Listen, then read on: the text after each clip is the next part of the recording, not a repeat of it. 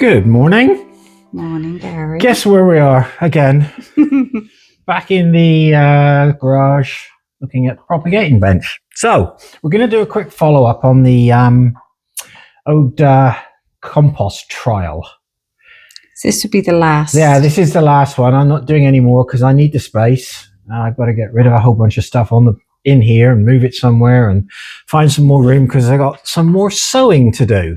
That comes in a minute. So, seed trial. So let's start with this was the Miracle Grow seed starting. As I imagined, as we thought, it's run out of puff, as you can see. Yeah. Which, I mean, you'd expect that. But if you were to now liquid feed this regularly, this would all spring back into life and they would be fine. So overall, this is actually a really good compost. And if you do want to buy a seed compost, I would definitely recommend this. So this is the Miracle Grow seed starting. So, but you know where this is going because I need the space. So I'm just going to set it to one side for now. Next, we have this one at the back. Now, you can see it's got decent roots on it. It's actually rooting into the sand. Yeah. Whereas the other one didn't. And this is, excuse me a minute, this is the organic premium vegetable herb mix, which allegedly had fertilizer in it. I don't know where the fertilizer went. The guy must have been stood in the doorway of the factory trying to toss it in at the time and missed. Because this was like I complain about sometimes baking, you know, when they say there's currants in it and you have to send the search party out for them. Same thing. Stood in the freaking doorway tossing the currants in. So again, this one's run out of puff. No, it shouldn't have because apparently it had fertilizer in it. So again, I wouldn't use it. I really would not use this one at all. It's not worth the extra money. So that one's going as well. Now we have 3 left. So let's start with the biggest one. Now the biggest one's a bit of a surprise to me. This actually turns out to be the Gulf Green African.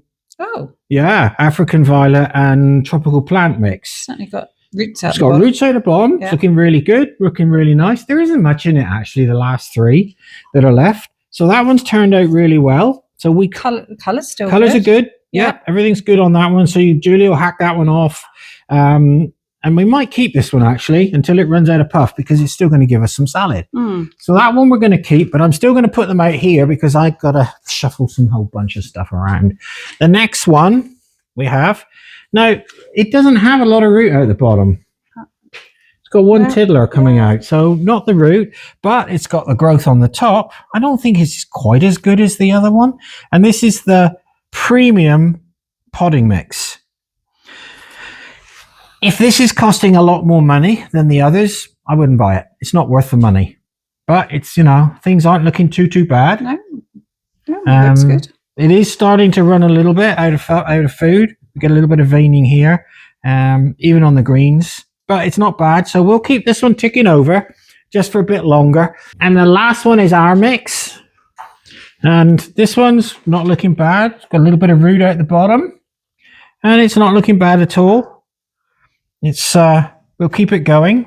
Yeah, good colour. Good colour. So yeah, I mean 3 that are left. But there was, apart from the manure in there was no extra fertilizer, whereas the other 2 that are doing okay have fertilizer in them. This one now, to keep this one going, I'll liquid feed it. Yeah.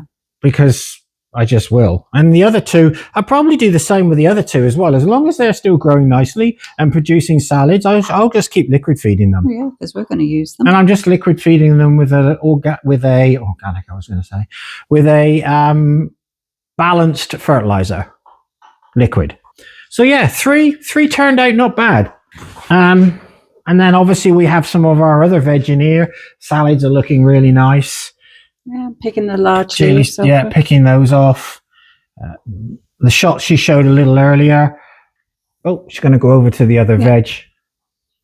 I've taken about 4 cuttings off of those 2 trays so far. Yeah, so they're doing really well. Yeah. And the flowers and the pretties that she showed you, I'm forcing these on for a show I've got to do. I think I might have jumped the gun a little bit, but it's really difficult. And also all my cyclamen I have actually bought in from the greenhouse.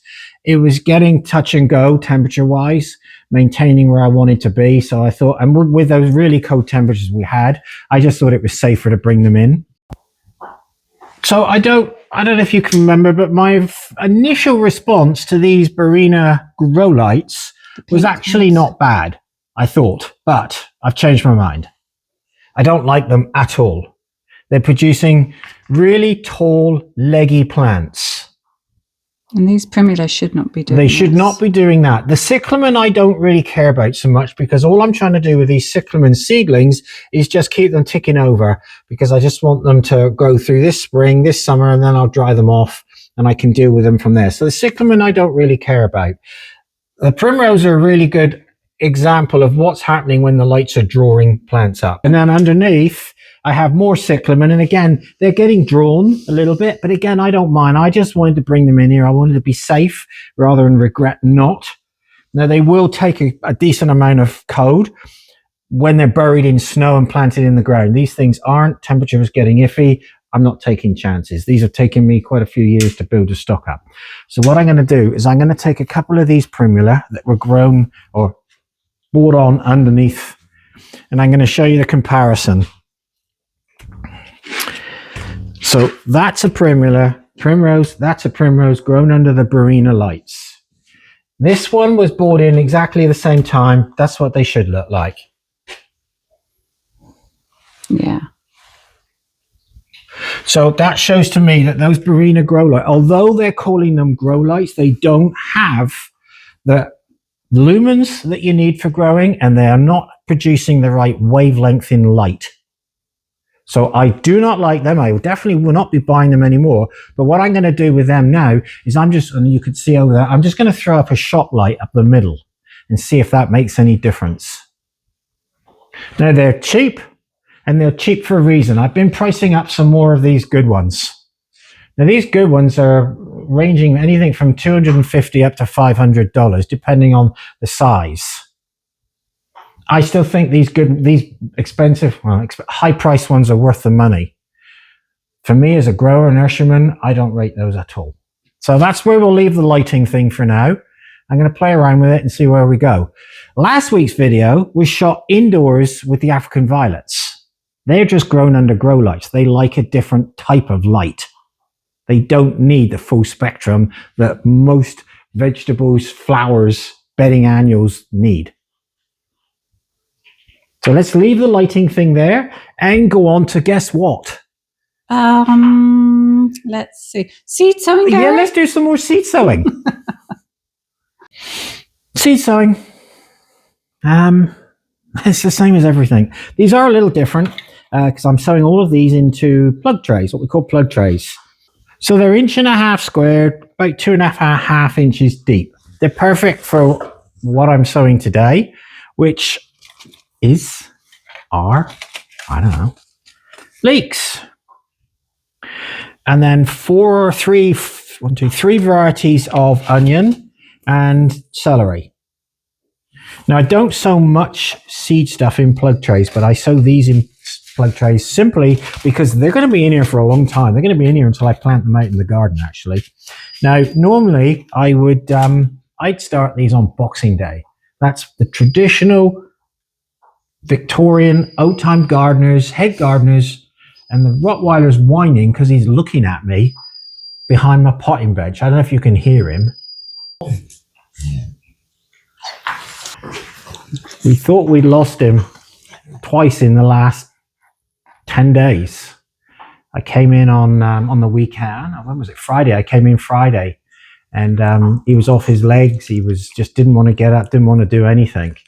And he did look really bad. Yeah. But Julie did her magic, gave him a few drugs, and he bounces back every time. The weekend before that, we came in, and he was his eyes were blinking, his head was all over the place, couldn't hold himself up at all. So gave him a few bits and pieces, and as his Tebow, he bounced back, and he's back with us again. But he's whining at Willow. Willow's got one of his bones. He's got 2 bones in here, and he has to have both. Oh, they're all hairs, Garry. Yes, I know. But yeah, boy. he's going to be 14 this year. Yeah. You're a good lad. But yeah, we honestly thought we'd lost him. So anyway, back to onions. Plug trays. I like sowing them in plug trays. Going to be in here a long time. Mix pretty well. Whatever I really got, I'm not really that worried about mix wise. Oh, make sure you take out any debris. That's not debris. That's a boulder. Yeah, I don't quite know what the hell that's doing in there, where that came from. Anyway, clunk. Yeah, remove large items from your potting compost. Don't need it. No, I like good drainage, but I mean, that's just taking it to another level. So we'll forget that. Anyway, overfill plug trays. Always do. And then literally 1, 2, that's it.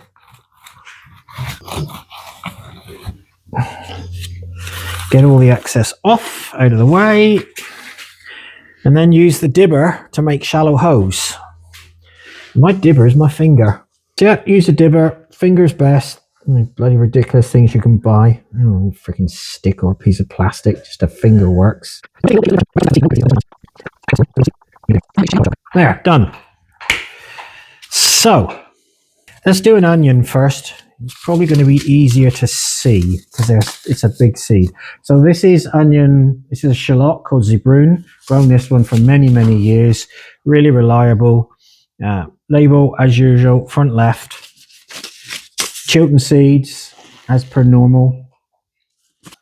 And then these guys, let's just get the seed out. So there's the seed. Now when I'm sowing this, I'm trying to get at least one in every hole. If 2 or 3 drop in, I don't care. So I'm literally just gonna, I don't know if you can see it or not. I don't expect Julie can even see it. She hasn't got her glasses on. Do you have my glasses No, you on? do. Oh, you're so rude. There's one going in most holes. Occasionally, there might be 2 drop in. Oh, there's one that missed. But again, it's not really critical. That's that one done. Have to actually concentrate doing this. Doesn't happen very often. I'm saying nothing. Normally, just throw it around all over the place. Who cares? But I have to concentrate with this. So they're all in. I think these are 84s. So I'm just going to give this a very gentle. That's 84 little cells in yeah, the plug tray 84 little. Oh, exactly. Sorry, yeah. Mm-hmm. And then just a rough level off, and that's it. I mean, it's really simple. These will now go on the propagating bench. Don't know where yet. It's a bit full. So they'll go on there till they've germinated. Once they've germinated, I'll then come off, and I got to find somewhere else for them. I would normally, they would normally go into cold frames into the greenhouse. Now, I might do that once I've got a bit more of a handle on temperature-wise. I'm still working, well, not working on it, trying to figure it out. It's different. It's so different here, temperature-wise, than... Why are you laughing? What? Oh, you're still good. You're going off on another tangent, aren't I'm you? just explaining. Mm-hmm. Yeah, you're just talking. All right, I'll shut up then. Apparently, I'm not allowed to talk. These are, from now onwards, there's going to be silent movies. And I can't tell you anything because I'm not allowed to. So you have to figure it out for yourselves. Can you sort of condense it? Right, it's done. Finished. That's about it. Yeah, I mean, like I said, they go on the bench, give them a really good soak, and they'll just sit there. I'll get the base temperature, usual around about the 68-ish. And I don't know, they'll probably take about 2.5 to 3 weeks to start germinating. Keep them on there for a little bit longer, turn the heat off, and then move them. Apparently, I'm not allowed to tell you where they're going, when they're going, because I've got to shut up. So you'll have to wait until next time for that, or 3 weeks, 4 weeks time. But I'm still not allowed to tell you because I got to stop talking. Right. What's the next seed you're sowing, Garry? Oh, anyway, so I'm not going to. I'm not sowing anymore.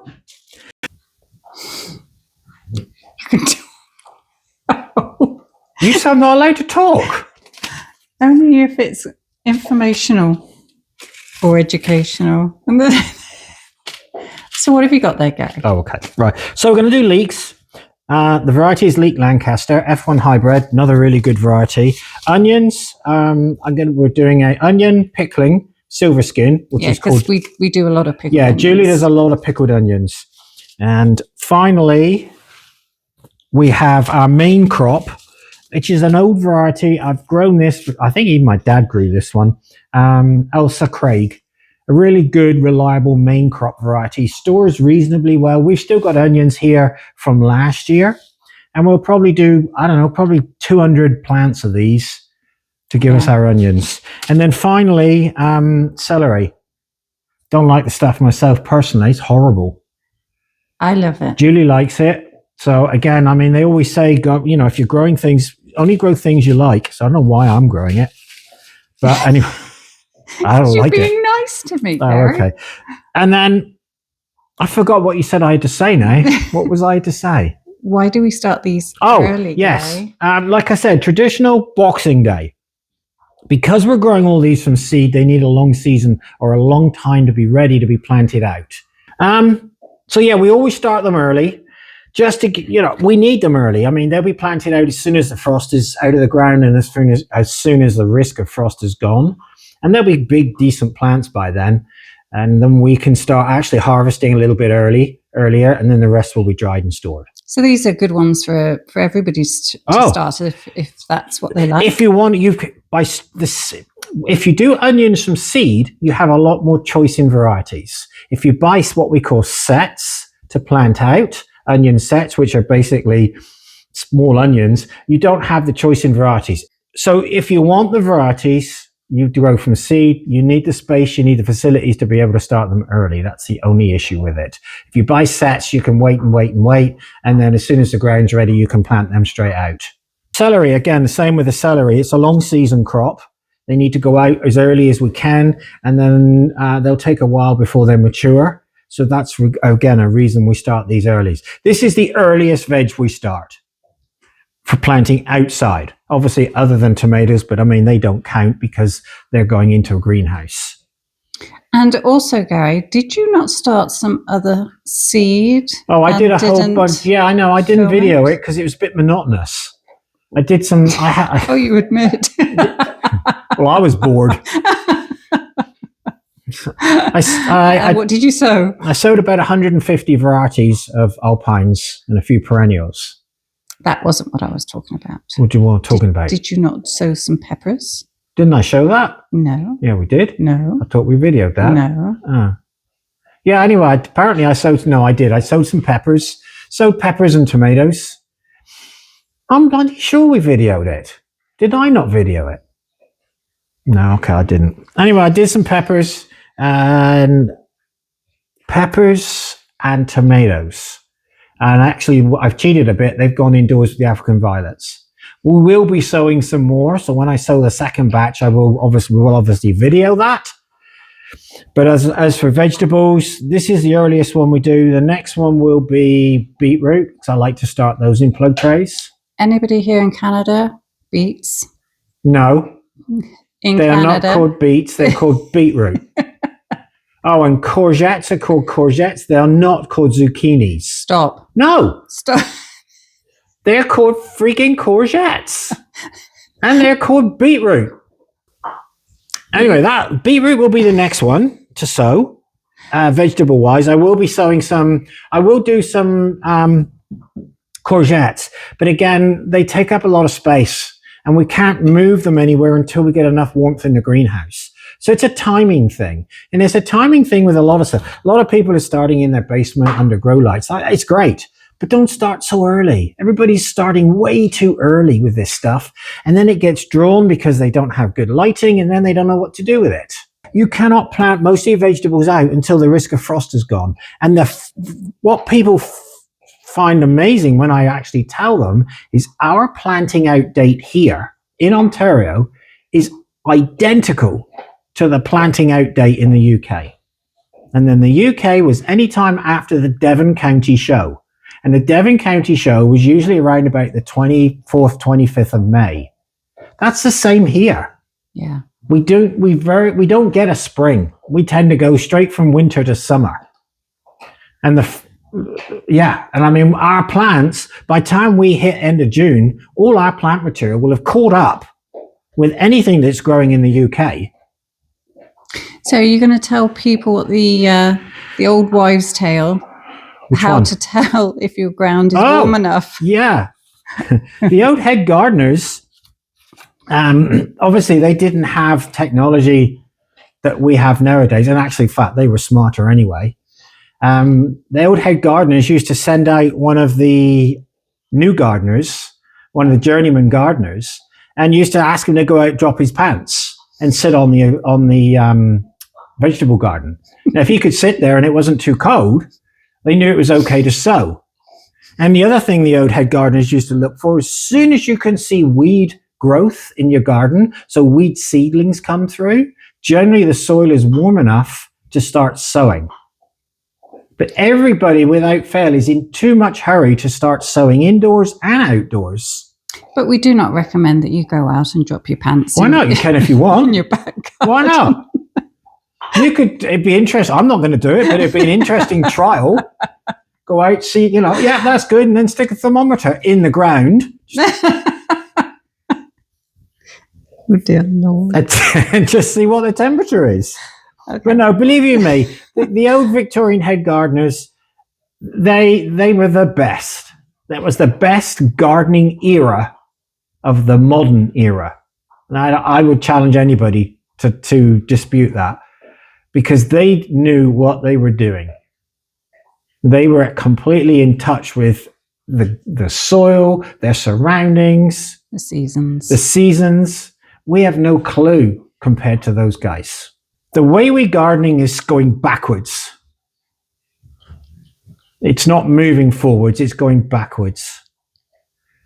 But I think that's a story for another day. Can I have a rant another day on that one? I think you've ranted enough. I love the today, Victorian era. Yeah, we know. Okay, are you done? I wish I was born in the Victorian era. Yeah, me too. Yeah, I think a lot of people would look back and say, yeah. Anyway, You're feisty today, right? I am feisty today. So that's it. We're finished. And all these other seeds that you're about to do, you're going to be doing in exactly the same way. Yeah, they all get sown in the same way. Celery, obviously, I'm only going to do one tray. I might even just do a couple of rows because it's horrible stuff. And then I'm probably going to grow it the old traditional way as well.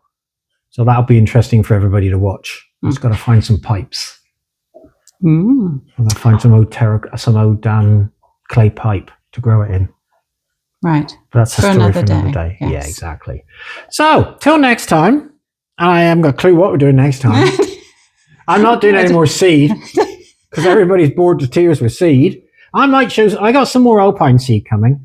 I'm hoping by the time I finish with the alpines, I'll have about 400 varieties sown. Nice. And the beauty with the alpines is most of it just goes cold. So it just gets put in the greenhouse out in the cold. Anyway, until next time, thank you very much for watching. Probably falling to sleep in the while you're watching. I don't blame you. We'll catch up with you next week. Thanks very much. Bye. Thank you. Bye-bye.